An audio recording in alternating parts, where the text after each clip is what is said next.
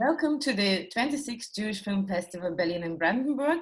My name is Svetlana Svyatskaya. I'm one of the programmers of the Jewish Film Festival, and I'm super happy to welcome with me today the director Keren Ben Rafael with her second feature film, the wonderful film The End of Love, which we are showing at this year's festival, and which is very suitable for this inconvenient time. And we will sure talk about that later too. And the film is showing the love story of the married couple, which is separated by one of the couples is in France and the other in Israel, and so the whole film is taking part in their conversations via Skype. So now we understand why the film is very suitable to this time. And so, Karen, I start with the very obvious question: how did you decide to do a film like that? How did you get this idea? It's very personal because I am married to a French guy, and we have periods that we are both, each one in another country and with kids. So I know the complications of what it is to have a long distance relation, or just in fact to be separated for a while physically, and to communicate via video calls.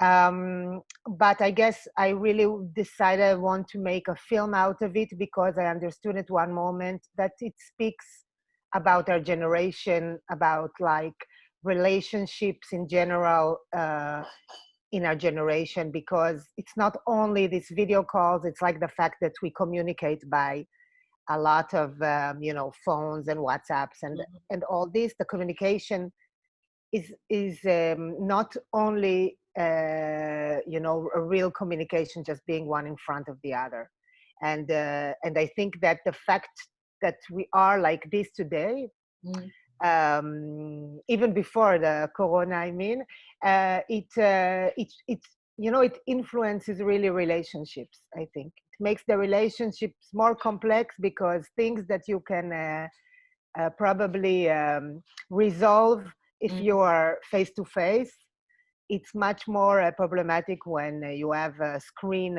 between.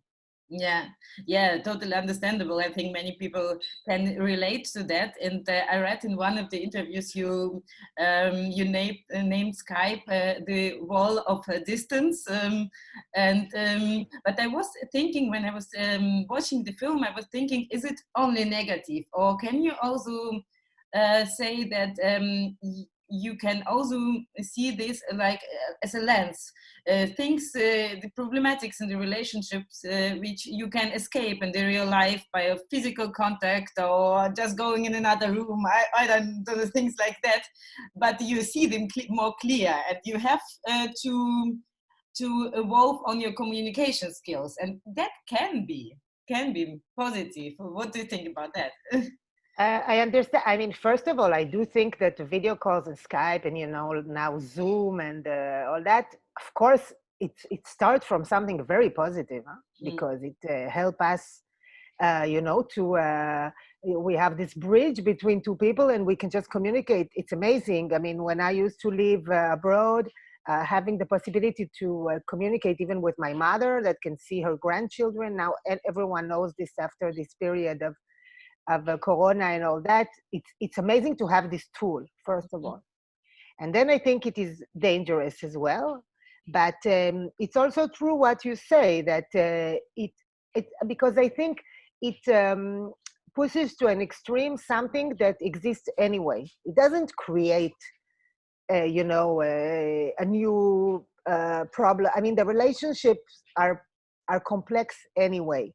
The relationship, for me, any relationship is complex, and the one we show in the film, it is complex because you have the distance, the language, the difference of cultures, of language, of religion, everything.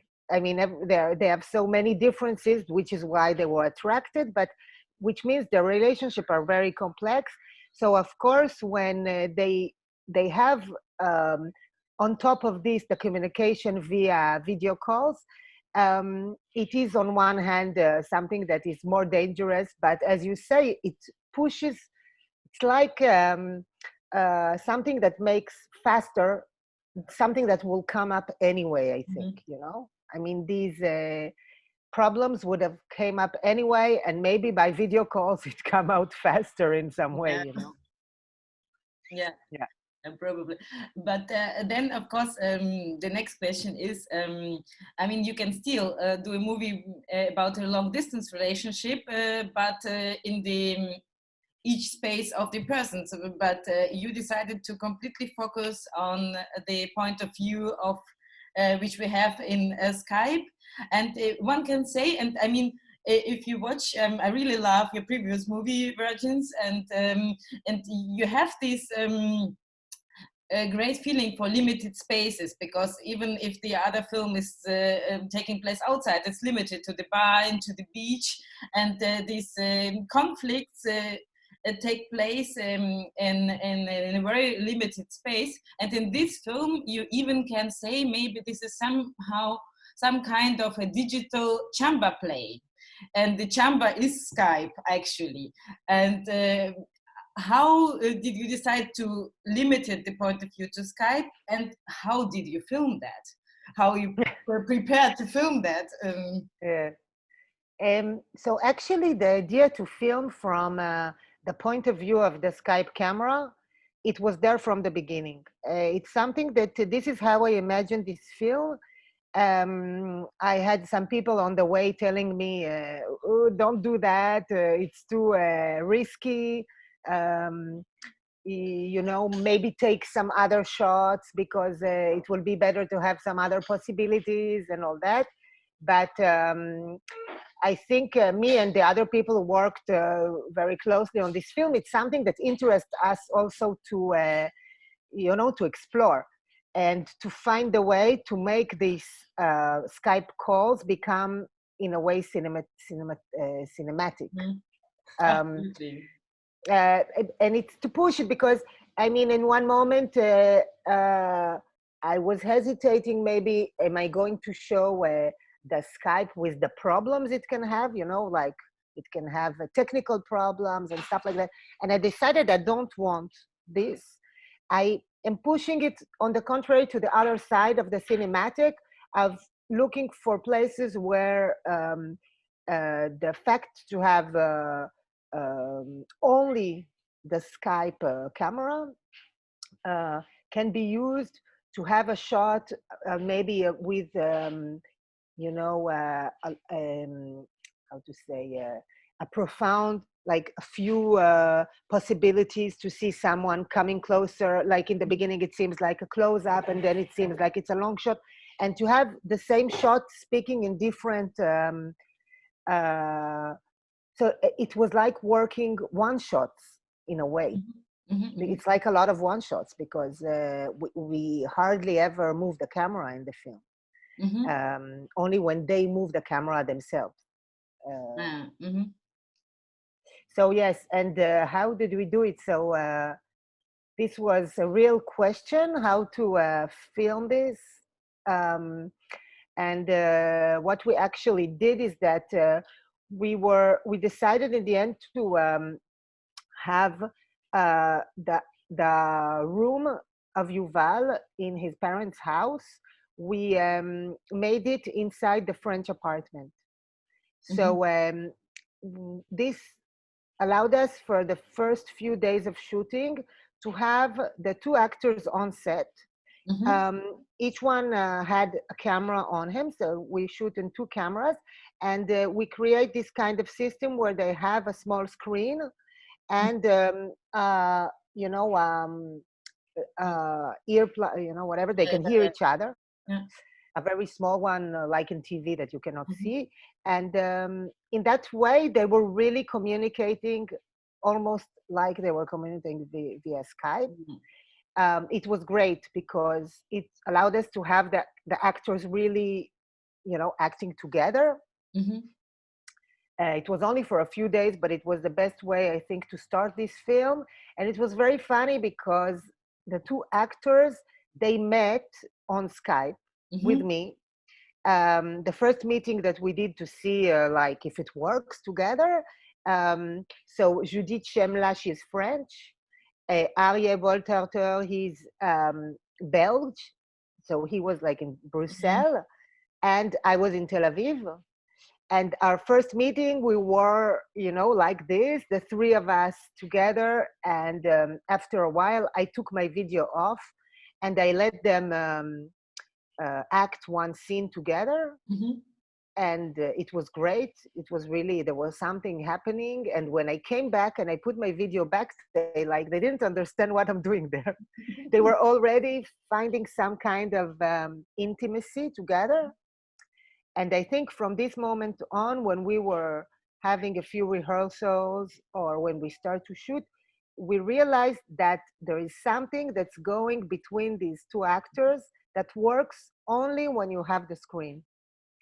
If they have to, just act the scene without the screen separating them, it's like it didn't work. It didn't work. um, so I think it was a part of this film, and it was very interesting, I think, for the actors, because it's very different to film this way. And it was, for them, I think it was really interesting as well. And I think as a viewer you can feel that. I mean, you have this, you get to be part of this intimate things happening on the screen. You feel like you're interrupting, you're involved somehow in these private conversations. And there are also actually some moments, especially now, if you don't watch the film in the cinema, but you watch it on your laptop, and you have these times where you have a black screen and you just hear the Skype noise, and of course you know that, and you feel like somebody's calling actually you. It's not anymore the movie that you're watching, and you get the part to be the part of this relationship, and this is a really strange feeling. It's, which is getting over to your own room, and Yeah. kind of incredible as well. And It's like, now in Zoom, you can record like you are recording the screen. So I think in one moment I realized that the film is a little bit like this couple would have recorded themselves, a little bit like a documentary. yeah, If they would have recorded themselves, for a while, and then I would find the material, and this is how I thought about it. I remember when I was preparing, I was thinking a little bit like this as well. yeah. I was actually thinking now, if when you're not able to make movies because of Corona rules, that would be a perfect movie to do. But the quality would be way worse if you just record it via. Exactly. via We Skype. were thinking of doing it really via Skype, but you can't. No. Also, the quality. Also, I think you need still. I am a believer of having a real DOP, someone that come and makes the light, and even though it has to look real to this thing, but it does have the cinematic flavor. Yeah, absolutely. And it's neat to have, because like in the beginning I was checking, is it really Skype? But it can be, it just can be. And yeah, and did you script it everything, or did you let the actors also act on themselves and improvise? Uh, yeah, no, it's actually well scripted.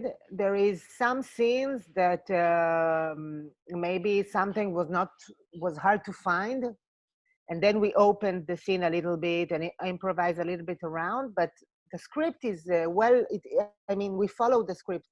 It's Mm-hmm. yeah, except a few scenes, it's really quite scripted, and they I always like to have some liberty for them, Mm-hmm. for the actors, because I feel it's something that can bring something more natural to the scene. But here there was also this kind of balance we have to keep all the time, which was really complicated in terms of the story. The balance between the two characters, the balance between also each one very fast can become annoying. Mhm. And we had to I mean, it's a balance that we had to keep when we were writing, when I was shooting, and during the editing. It was always to find, the fine line, um, eh, between them and each character on himself, to kind of like check to see that it passes, because it was very small details that can become annoying, they can become too much annoying. Yeah, and also I think it's very important.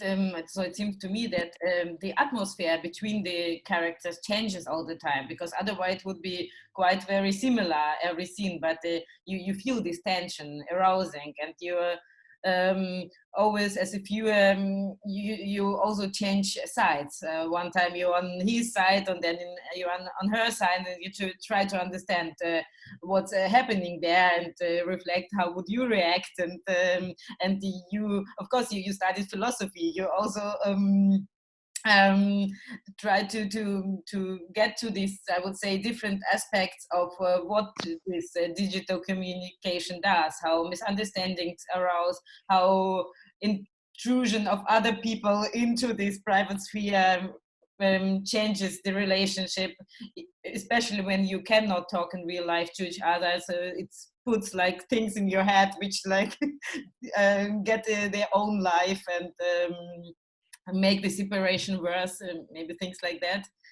Yeah, completely. I think that one of the things that we were working a lot on was how to create the surrounding, the family, like the Israeli kind of intrusive family that's never, it's like they're really fun and everything, but they always there.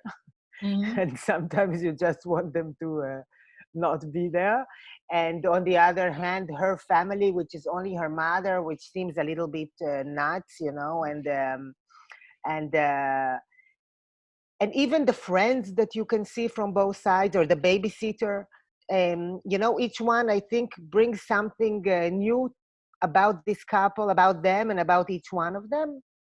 And I think it was really important because when we were, when you tell this kind of story, you cannot just tell the story of the couple. The couple, their problems arise also because each one of them is searching himself. Each one of them is in some kind of need to find his path in life, and it is in parallel to the fact that he's becoming a parent, that he is a husband or a wife. So it's always related. You cannot separate it. So for example, Yuval, that is Israeli, that we understand during the film that his time in France was not that easy for him because he felt alone. So, and he didn't succeed in his professional goals. So we understand slowly that actually, even though he might seem just like as a very, as an asshole, or as someone that doesn't think about others, you can understand slowly that he's also in something much more complicated and profound as well. It's not just some kind of stupid crisis like that. It's like Yeah, it's yeah, very. it's a real, It's yeah, it's a real problem he has, and yeah.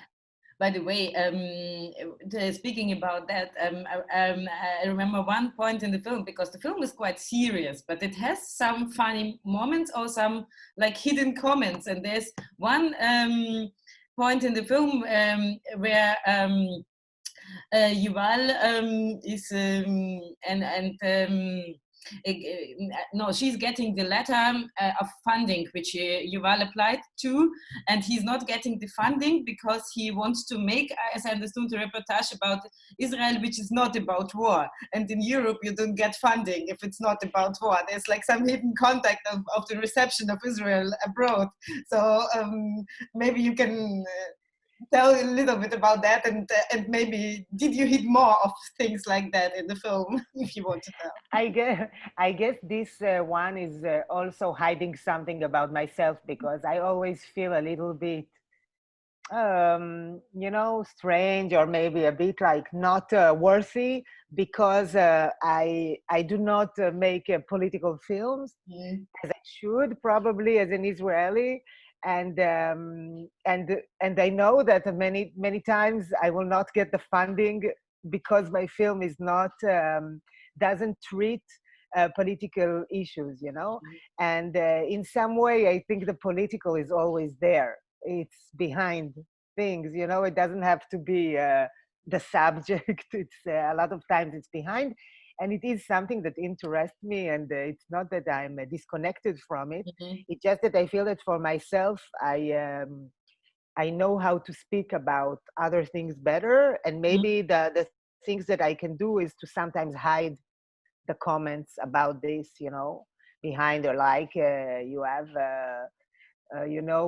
the friend of Yuval laughing at Julie and telling her, yeah, I mean, it's much more dangerous in France than in Israel, mm, which is which is something that we used to say here in the last few years, because it seemed like Europe is getting all the bombs that we were getting for years, and it's cynical what he's saying, because it's like saying, now you see what it is like, what mm. we've seen all the time, There's this series, Attaché. I'm thinking about it's called Attaché, I believe. The Israeli series about Yeah, it, like they are going to France, and the series begins with this conflict with yeah, France being more dangerous than Israel.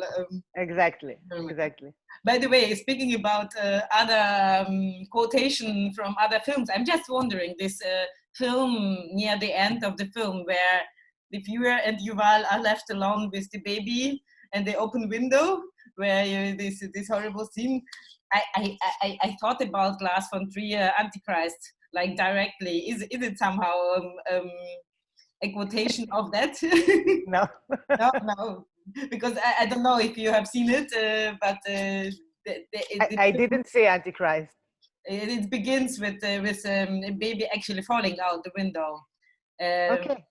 and there's a baby alone in the very beginning of the film, and yeah, and there's snow outside the window, and the window is open, and didn't end well like in your film. So, Yeah. but well, it has nothing to do with that.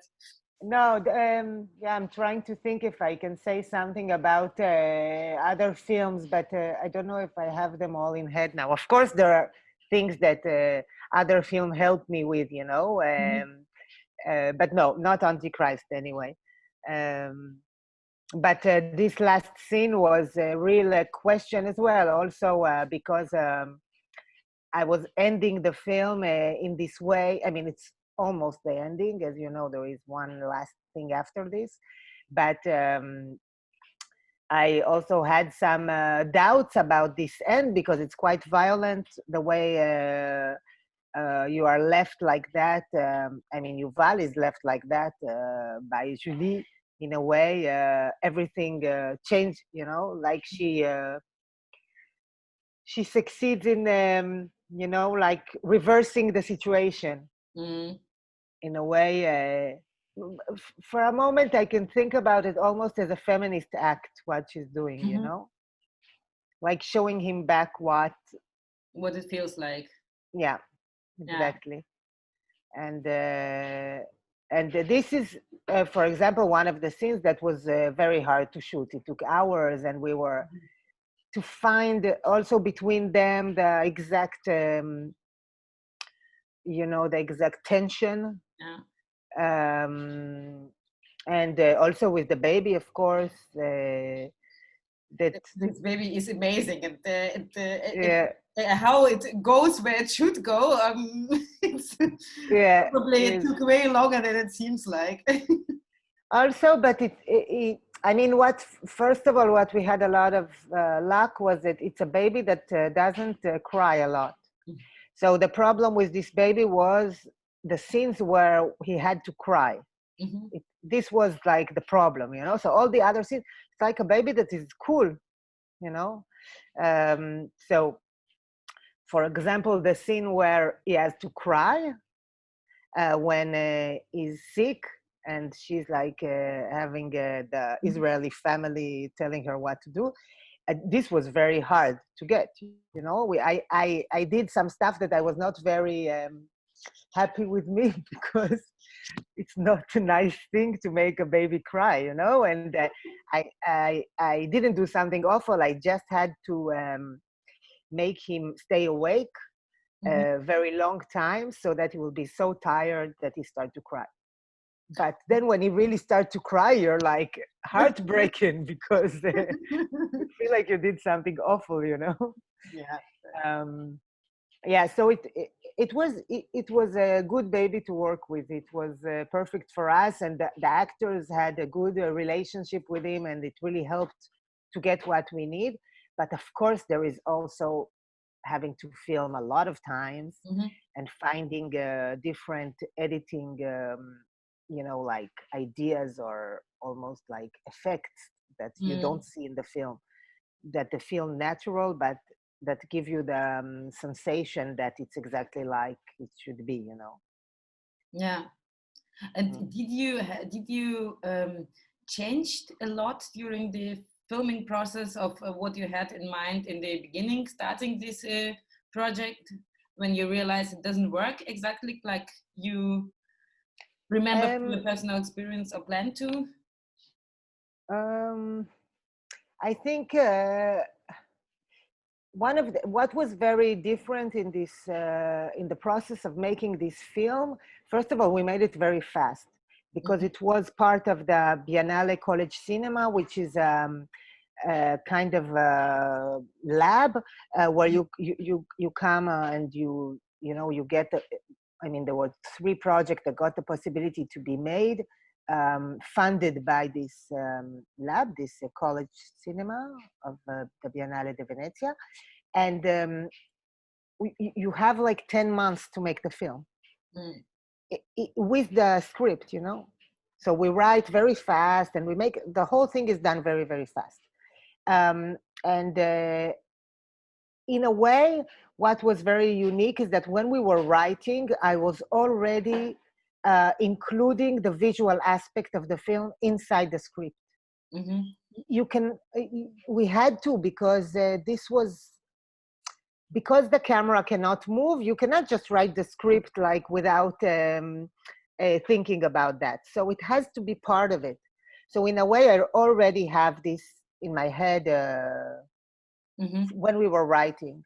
Of course, after this, when you are looking for the shots, doing the shooting, of course, things can change, and sometimes it can change a little bit the scene, and it's fine.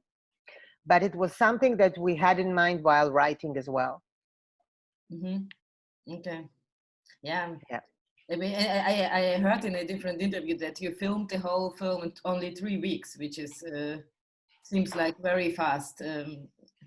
Yeah, but then I don't know. A lot of Israeli films, a lot of them are made like this. By the way, Virgin's my first feature, which is much bigger in terms of you know, the places we were shooting and people and all that, and it was shot also in 3 weeks. So it's something that we are very used to it here in Israel with the low budget films. And you set a very nice example how you can do a very deep films with very poetic films with a limited budget, a limited space, and that it's possible. And I think we need a lot more of that in cinema around the world. Yeah. And I have 2 more questions. One very little, maybe I'm completely wrong with this observation, but the ending of the film is the only scene where we see the protagonists together. And everybody who haven't seen the film, please come back to this interview. Please go. Yeah. They're kissing in the sea. And this is a scene we also saw in the Virgins. And this is the beginning of love. Here's the end or beginning of whatever. How is the sea somehow related for you to the topic of love? Yes, I think it's a nice question. I think there is, first of all, the sea is part of my life completely because I'm from Israel, I guess, and this is what we have, you know. Mm, And But I think there is one scene that I lived a long time ago, which stayed as like a very um, precious scene for me, and I think in some way I'm looking for it mhm, in in a lot of ways, and I'm never doing. It's funny because I never did exactly the scene that the scene that happened. I never could. Not yet, you know, but maybe it will come. I'd never really found a way to put this exact scene inside a film. mhm, Each time it's something different, but I think there's something about, you know, the sea that is unpredictable and that has the waves and you know, I always have the feeling that you imagine something about the sea and then the sea will be completely different than what you imagine, and it reminds me a lot about love in that way, you know, something you cannot really know where it's going to lead. yeah, this is the um, poetic part maybe. So, because yeah, it was important for me to go back to something like this in the end of the film, you know. The mm, film is hard.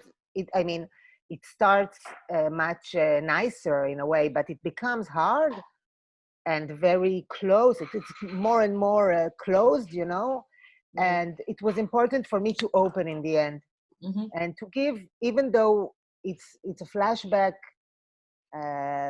but I think it can give some kind of hope mm, to their relations, you know. yeah. Would you have done the film in general more positive if you would have known in what kind of times we will watch it? You know what? I don't know. Maybe it's true that it's very strange to think. For me, I cannot really think. Uh, how do you see it differently after Mm, living this period? Because for me, you know, I finished it before. I already shown it before it started, and it's very strange the fact that something became related mhm. between this period and the film, you know. And but yeah, maybe I would do it a little bit differently, but in a way, I think the ending of this film, it cannot be very different. We were looking for Mhm. different endings to be sure, and we always came back to this, you know. So in some way, I think this was the ending for this film, you know.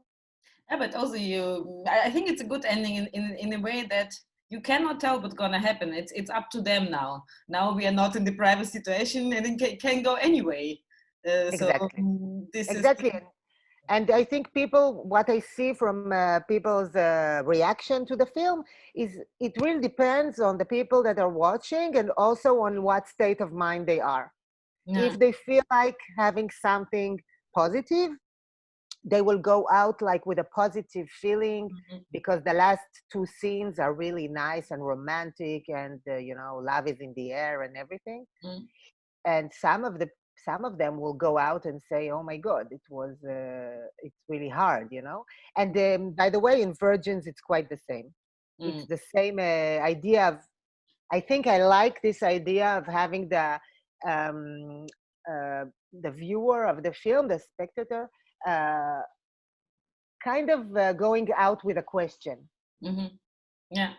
not with an answer, kind of like asking himself, okay, what, Mm, still thinking about it, you know. yeah, and that's actually what cinema should do, I think, in a way, also. Yeah. And one very short question concerning the film, the last question about the film. The French title, and my French is very bad, a COEUR Battant, something like is with a beating heart, maybe you can translate it, beating heart. Why the end of Uh, love in English? so the first title is The End of Love. It's not the French title. Ah, Um, I okay. wanted the film in a way to. I mean, the real title of the film is The End of Love. Okay. A cœur battant, which means, yeah, like beating heart, was a title. a distributor's title. Ah, yeah. Okay. I will not say more than that. Okay. Because I thought maybe some metaphorical thing that like the computer doesn't have a beating heart or something like this. No, I think they wanted to put in front something else, and the end of love, because it has something of the end, you know, so something, how do you say, not positive, like negative. They don't like this in the titles. And the French, they were not sure it's good to have an English title. So, yeah. Understand. Okay. We will be thrown out in 2 minutes as I see out of Zoom. So my last question, I thank you very much for this super nice conversation and for your wonderful film. And the last question for the last 2 minutes, what are you working on now? What can we expect in the next time from you? I'm actually working on one film that I did not, it was not my idea from the beginning, and it's an Israeli film that I follow as a director and as a little bit as a writer as well, which is very different, actually. It's another world. It's about a woman that has been in the Shoah and is very old now, and with her final moments in life, her daughter, sorry, is becoming alive in some way. The fact that her mother is leaving will let her kind of start to live her life. It's an adaptation of a book of a known writer in Israel, Nava Semel. Yeah, and it's a very interesting project. And I'm also writing and developing other stuff. But this one is like the most developed one, the one that I guess will be the next year, or yeah, maybe next year, I think. Yes. Okay. Probably. Great. I'm at least very much looking forward to it. And yeah, thank you very much. And thank you. Hope to see you in real life sometime in a festival.